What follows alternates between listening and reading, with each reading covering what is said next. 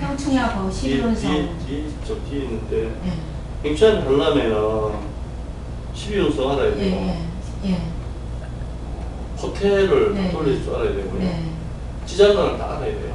아, 그건 알지. 그건 공부 많이 했네요. 아니, 선생님, 그냥 기동량 사람도 몇 년인데.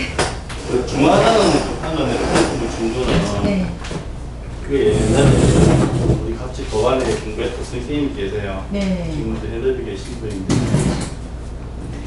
그분이 했던 걸 기해년에 내가 만든 거예요. 오래됐어요, 이 자료가. 그리고 이번에 그 자료를 내가 찾다 공부를 이걸 준비를 안 해서 다른 걸 준비했었어요. 준비를 해놨다가 어제 받고 내가 급하게 자료를 찾다 보니 있어서 제가 컴퓨터분이 그때부터 많이 나가지는 않을 거예요. 뒤에 사주 핵심에 대한 부분은 공부해야 될 전체적인 테마를 좀 제가 이야기를 해놓은 부분을 이해하시면 될 것 같아요. 저는 좀 길게라도 쭉 제대로 좀 하고 싶거든요. 체계를 갖춰서. 선생님 실력이 좀 있지. 선생님 실력이 안 되면 선생님 실력이 와 없어요. 실력이 없으니까 그냥 공부를 하는 거죠. 아니 이 선생님 선생님 오늘 실력 있으시죠? 무슨 말씀? 경전의 말씀. 몇개 이제 보면은 뒤 사주학의 핵심에 대한 부분을 후에 보시면 중화의 어떤 조화하고 호태법, 행충희합, 생극자의 흐름이라고 나왔어요. 이것이 바로 행상론이고 불상론이라는데 이것이 사주학의 마지막 피크적인 부분이라고 보셔도 돼요. 그래서 우리가 뭐 기초를 하고 이렇게 쭉 나오지만 가장 중요한 부분이 뭐냐면 중화 그리고 호태 그리고 나서 생극지하론인데 그리고 마지막에 물상으로 아우러지는 것이 관계입니다. 행충해합을 이제 해달라고 해서 준비를 했는데 행충해합의 어떤 계기적인 부분을 알아야 돼요. 행충해합이 언제부터 시작됐냐면 얼마 시작됐냐면 이수라는 사람이 있습니다.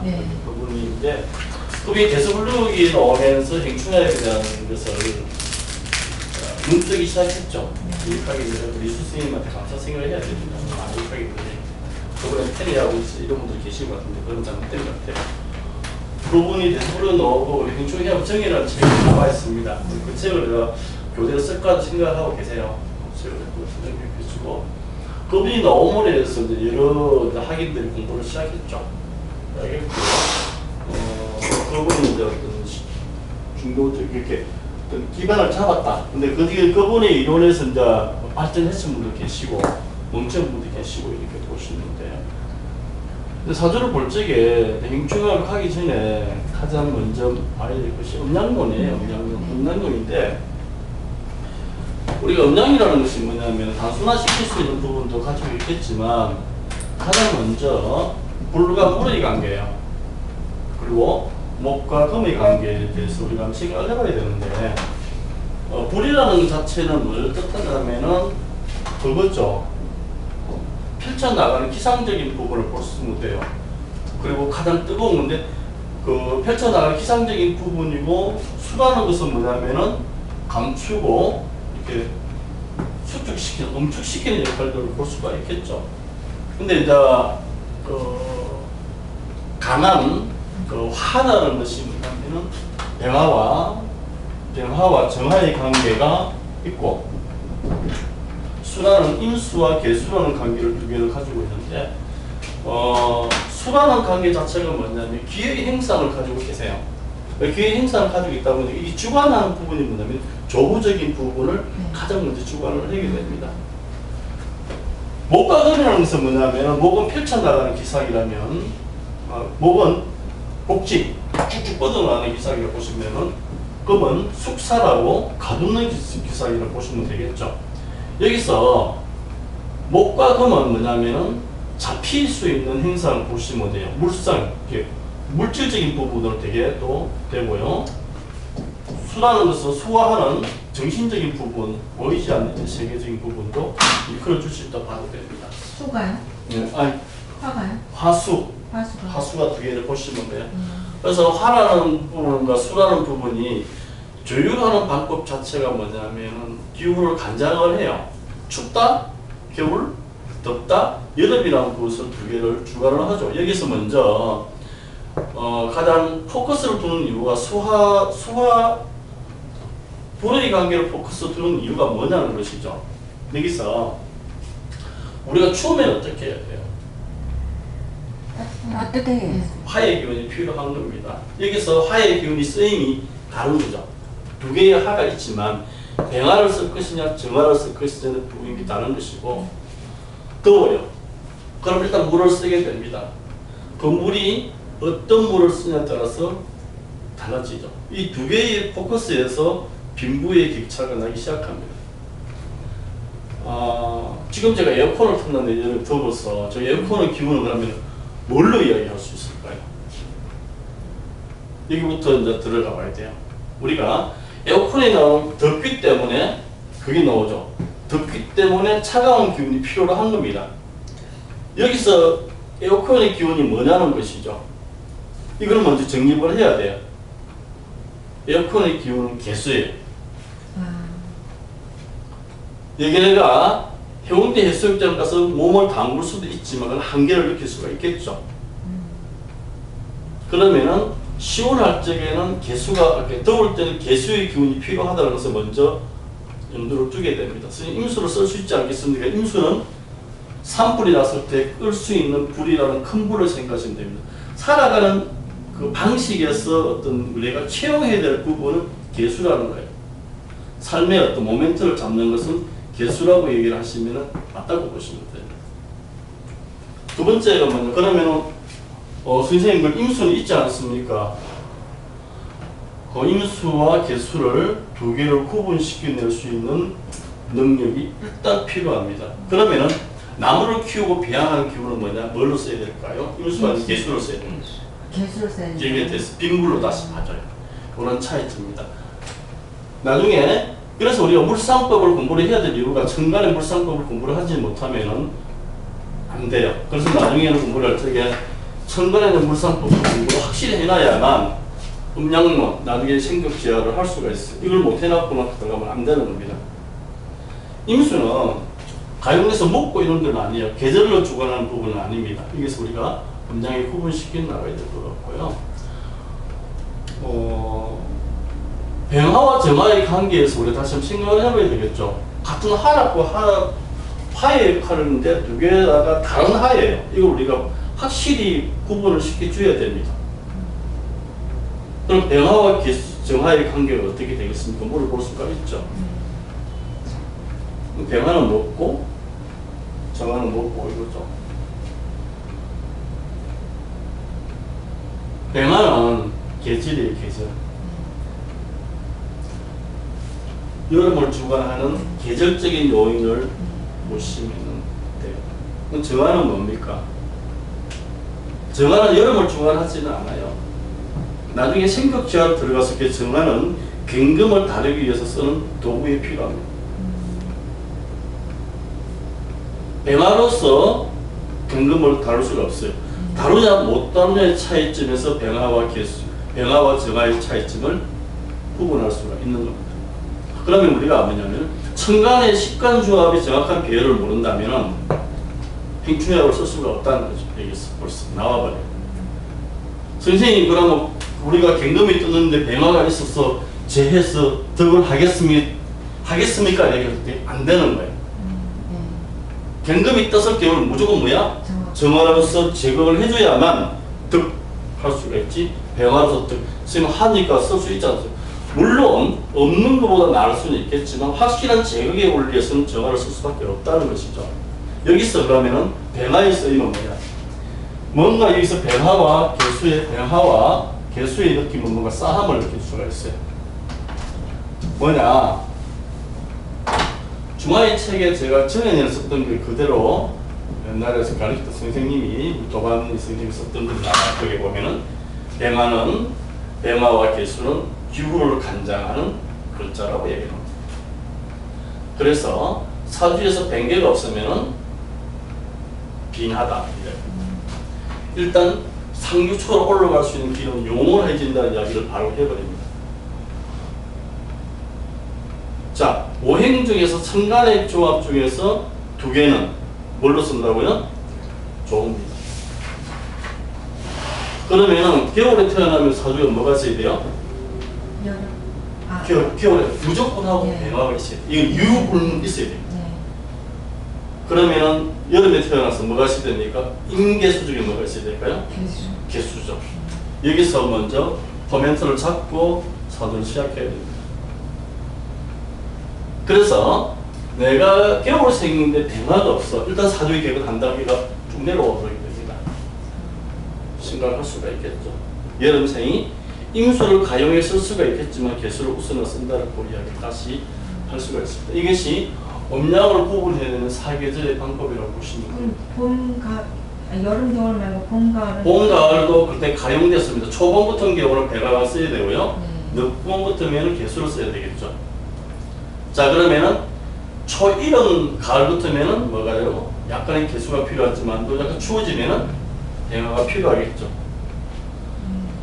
하나 더 사주를 우리가 볼게요. 생극자의 원리에서 가장 먼저 우리가 알고 가셔야 될 부분이 너무 많아요. 무조건적인 행충의학을 가르쳐 달라 얘기했을 경우에 들어가면 몰라요. 지장간이 뭐가 나오는 것도 모르고. 자, 보면 토라는 성분의 자체를 두고 한 개를 볼게요. 우리가 간단하게 토가 만물을 사연 하나의 목부터 해가지고 화, 금, 수의 원리를 먼저 아셔야 돼요. 제가 이것부터 해드리려고 했는데 바로 수업이 바로 들어왔어요. 요거로 내가 한 3주 정도 하려 했는데 목과 화와 금과 수의 관계가 뭐냐면은 어떤 거냐, 토는 어떤 거냐를 부분을 먼저 이해를 하셔야 된다는 것이죠. 목은 뭐야? 목인데요. 이건 안 되는 거예요. 화는, 금은, 수는. 조금 전에 화라는 글자에 대해서 비웠죠. 병화와 정화를 구분시키고 수는 임수와 개수를 구분시키기까지는 일단 알았어요. 그러면은 목이 가지고 있는 성향은 뭐냐는 것이죠. 목은 어디서 나왔어요? 목은 어디서 왔냐고. 목은 수에서 왔어요. 뭐냐? 목은 수에서 왔기 때문에 어떤 성향을 가지고 계신다고요? 고생을 했어요. 겨울을 뚫고 봄에 꽃을 피웠기 때문에 뭐냐? 고생을 했죠. 고생이요? 고생. 힘들었잖아요.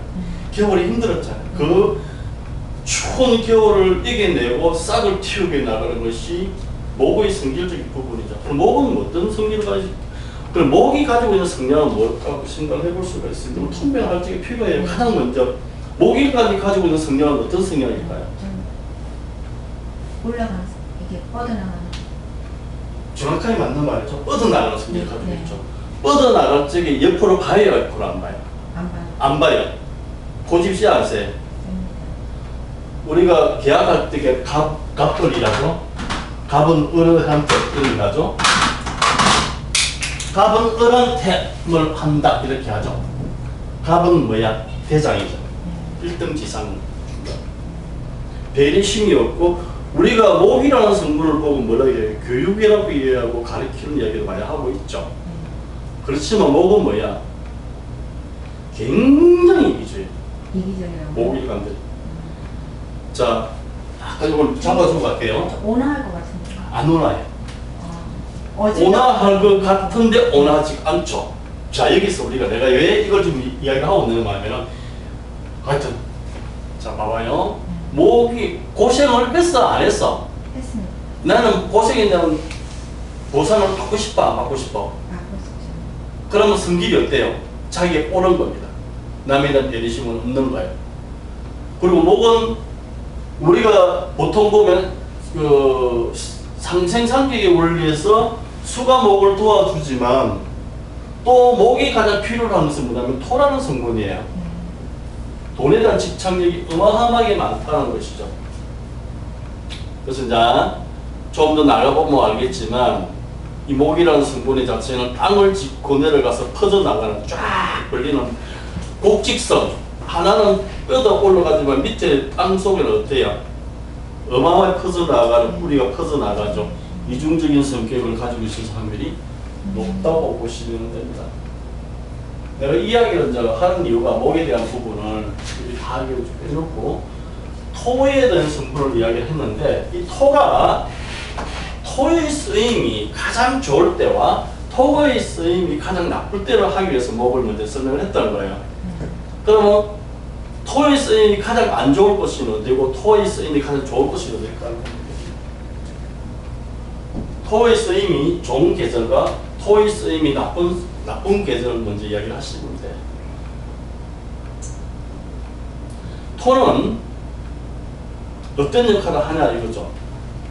토는 나무를 키우고 배양하는 것도 있지만 물이라는 성분을 막아주는 성질도 하고 있죠. 그럼 여기서 우리가 한 개 더 이야기를 해볼게요. 물을 막는다 이렇게 돼요. 물이 필요한 계절과 필요하지 않은 계절을 먼저 구분시킬 수가 있겠죠. 물이 필요한 계절은 언제예요? 여름이죠. 여름. 물이 필요하지 않은 계절? 겨울이죠. 그러면은 우리가 목일간이 그냥 간단하게 여름에 토가 조금 많아. 그냥 사주를 쓰지 않습니다. 토가 많아. 그리고 겨울생 목일간이 토가 많아. 두 개를 두고 비교를 해봅시다. 여기서 누가 부자고 누가 가난할까 간단하게 얘기해 보시면 돼요. 겨울이 부자고 여름. 그렇죠. 빈하겠죠. 여름은 빈하고 겨울은 부자가 될 수가 있습니다. 제다 신약이랑 관계가 없을 정도로 겨울에는 부자를 논할 수가 있겠죠. 그러면 여름에 왜 그러면 토가 있는데 빈하게 되겠습니까? 다시 얘기할 수가 있죠. 물을 막아버리고. 물을 막으니까 더운데 토가 목이 고갈되어 버리겠죠. 고갈되기 때문에 뭐야? 목은 토로 인해서 인성이 나빠지겠죠. 학생부터 공부가 안 될 것이고 문서원이 전체적으로 제복이 안 좋다. 자, 선생님 이게 굉장히 제가 너무 좋아하는. 자, 우리가 적천수를 비하면은 잭객이 있어요. 제가 멋지게 투했는데 5월에 간목이 무토를 띄웠어. 그럼 뭐냐면은 제기통목계 이렇게 돼가지고 부자를 논할 수가 있는데 실제로 사주를 생각해보면 빈하다 이게 되겠죠. 겨울생에서 자월에 이렇게 무토가 토한다면 그건 다시 불을 도울 수 있는 부분이죠.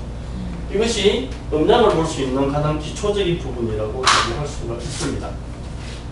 자, 그래서 각자가 쓰임에 대한 부분에 대해서 좀 먼저 아셔야 될 것 같다 이렇게 보시면 됩니다. 오행을 펼쳤으니까 한번 볼게요. 목이라는 성분을 펼쳐나가고 그 정도 아시고요. 1등 지상, 그리고 펼쳐나가는 기상, 쭉쭉 꼭지게 옆으로 보질 않아요. 쫙.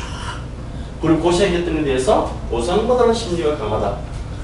그래서 목은 뭐야? 내가 일단 그렇게 하고요. 화는 뭐야? 목에서 파생돼 나온 재벌 2세예요. 고생을 했어? 고생을 안 했어요? 고생을 안 했습니다. 그래서 내가 뭘 주관하고 싶어요? 세상에 이를 주관하고 싶어서 앵아라는 글자가 나오게 되는 겁니다. 그래서 이런 글자는 뭐야? 확 펼쳐나가기 시작하겠죠. 끝없이 펼쳐나가고 마무리가 안 될 수가 있겠죠. 여기까지 보고 나서 목화라는 성분이 가지고 있는 음양을 공부를 해야 된다. 목화라는 성분을 두 개의 특징인 거예요. 펼쳐나가는 기상이 보시면 됩니다. 펼쳐나가는 기상이니까 우리가 성분적인 부분을 뭘로 보시면 될까요? 양으로 보시면 돼요. 자, 그러면은 여기서 사드라문의 감정을 했을 경우에 여자와 남자가 있어. 그럼 여자와 남자가 있어요. 남자는 양이고 그럼 여자는 음이에요. 그러면 우리가 여기 다시 한번 음양면에서 왔을 경우에 남자 사주에 음이 다음으로 좋을까? 양이 다음으로 좋을까? 다시 생각을 해봐야 됩니다. 음이 나오죠. 그래서 남자 사주에서 양이 다음은 게을러요. 그리고 일이 잘 추진되어 나가지가 못하거든요. 반대로 여자 사주에서 양이 닿으면 굉장히 합리적이고 좋은 사람이라고 보십니다. 이걸 뭘 뜻하냐면 본래에 가지고 있는 속성, 음이라는 성분이 양을 가지면 좋고 양이라는 성분이 음을 가지면 좋죠. 이걸 계절적으로 다시 이야기할 수가 있는 거죠. 겨울에는 양이 닿으면 좋고 여름에는 음이 닿으면 좋다는 것은 암시적으로 이야기를 할 수가 있겠죠. 여기서 남자 사주가 이것이 양목으로 가득 차 있으면은 이 금수가 없으면은 어떤 일이 있어도 사업을 하시면 안 돼요. 자, 여러분들이 감정을 하러 왔는데 이 남자 사주가 화기가 다 있어. 목기만 많아. 금수가 없어. 사업하면 된다 안 된다? 자, 이 사람의 특징이 뭘까요? 사업을 하려고 안 하려고? 하려고 안. 그런데 성공을 해야 못해요?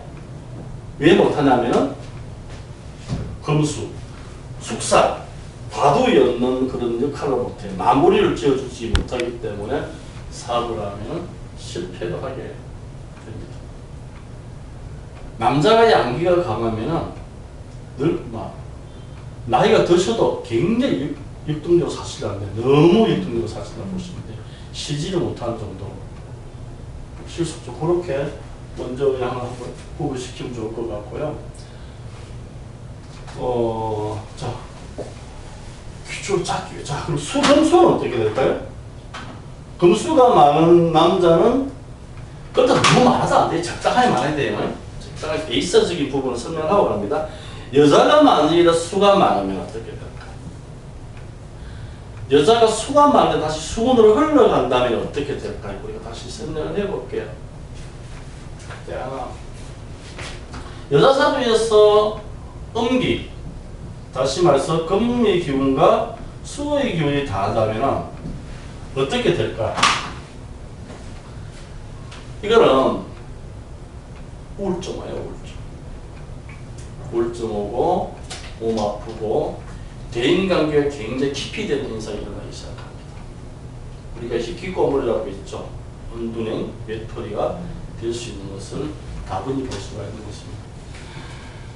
자, 그래서 이제 사주를 펼쳤을 경우에 쭉 보게 됩니다. 만약에 여자 사주에서 음기가 더해서 그 와중에 다시 음의 운으로 흐르고 있다면 이 사람은 사회생활이 완전히 차단되어 있는 사람이라고 가지고 틀리지 않습니다. 세상과 단절되어 산다는 것이죠.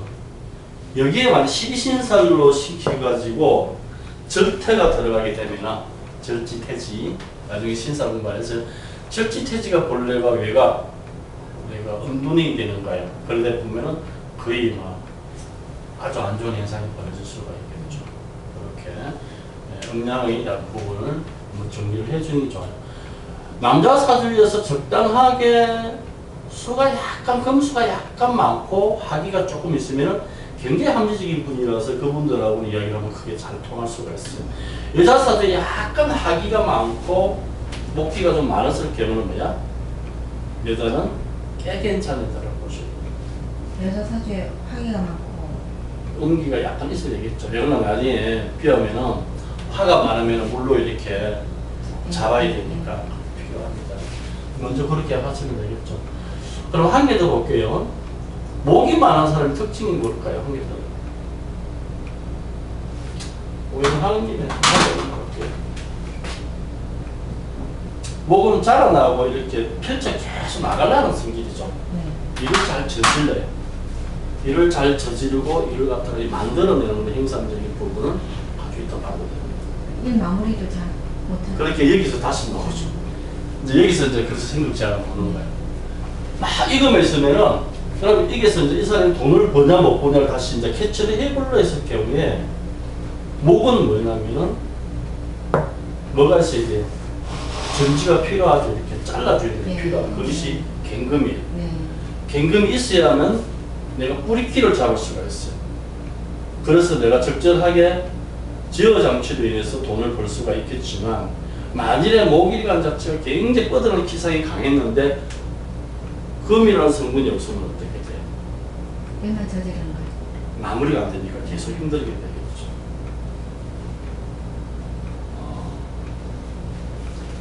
하라는 성분도 그렇습니다. 하라는 성분도 이제 펼쳐나가고 이런 기분들인데, 이게 또 나중에 수라는 기운이 제가 필요하다고 보시면 되겠고, 저 금수지가 좀 강한 사람들 특징, 이런 사람들은 그러면 활동성이 강하니까 외향적인 일을 많이 하겠죠. 밖에 나가서 활동적인 분, 연예인 이런 부분 조금 이렇게 대중감이 낯선 일이라면, 금수는 뭐가 될까요? 연구직이라든지 조용한 곳에 일을 하시는 분으로 이야기를 해주시면 됩니다. 이렇게 좀 목화가 활동적인 일, 금수는 조금 이렇게 연구직, 뭐 이렇게 교수, 철학 이런 쪽으로 읽어주시면 좀 맞을 걸로 보십니다.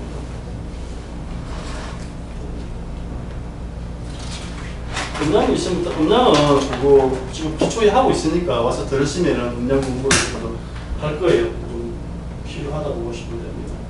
기초에도 합니까? 기초에 음량을 하고 있죠. 계속 길게. 요걸 지금 가벌 변경하기 전에 음량만 한 달 했어요.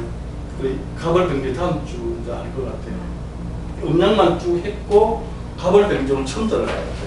가벌 변경 먼저 하고 음량을 해요. 이게 가벌 변경을 먼저 들어가면 안 돼요. 왜 그러냐면 음량론을 모르는 상태에서 가벌 변경을 들어가 버리면 헤매요. 그래서 이제 한 달 정도는 음량에 대한 설명을 쭉 해줍니다. 가벌 변경도 아마 음량론에 대한 치료원에서 계속 강의가 시작될 거예요. 그러려면은 그 음량에 대한 부분을 모멘트를 모르고 공부를 하다 보니까 그 나중에 청강과 지지를 구해오도 가용에 써먹지를 못해요.